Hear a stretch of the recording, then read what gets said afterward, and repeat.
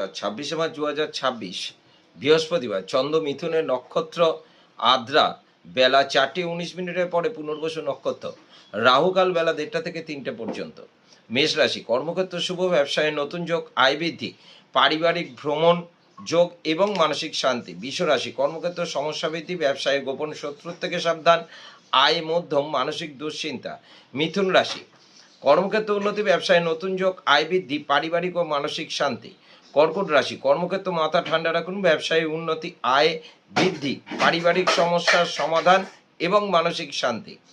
সিংহ রাশি, কর্মক্ষেত্র মাথা ঠান্ডা রাখুন, ব্যবসায় গোপন শত্রুর থেকে সাবধান, পারিবারিক সমস্যা এড়িয়ে চলুন, মানসিক চিন্তা। কন্যা রাশি, কর্মক্ষেত্র শুভ, ব্যবসায় নতুন যোগ, আয় বৃদ্ধি, শারীরিক ক্লেশ বৃদ্ধি। তুলা রাশি, কর্মক্ষেত্র মাথা ঠান্ডা রাখুন, ব্যবসায় শত্রুর থেকে সাবধান, আয় মধ্যম এবং মানসিক অবসাদ। বৃশ্চিক রাশি, কর্মক্ষেত্র শুভ, ব্যবসায় নতুন যোগ, আয় বৃদ্ধি, পারিবারিক ও মানসিক শান্তি। ধনুরাশি, কর্মক্ষেত্র অহেতুক ঝামেলা এড়িয়ে চলুন, ব্যবসায় মাথা ঠান্ডা রাখুন, পারিবারিক সমস্যার সম্মুখীন হওয়ার সম্ভাবনা এবং মানসিক দুশ্চিন্তা বৃদ্ধি।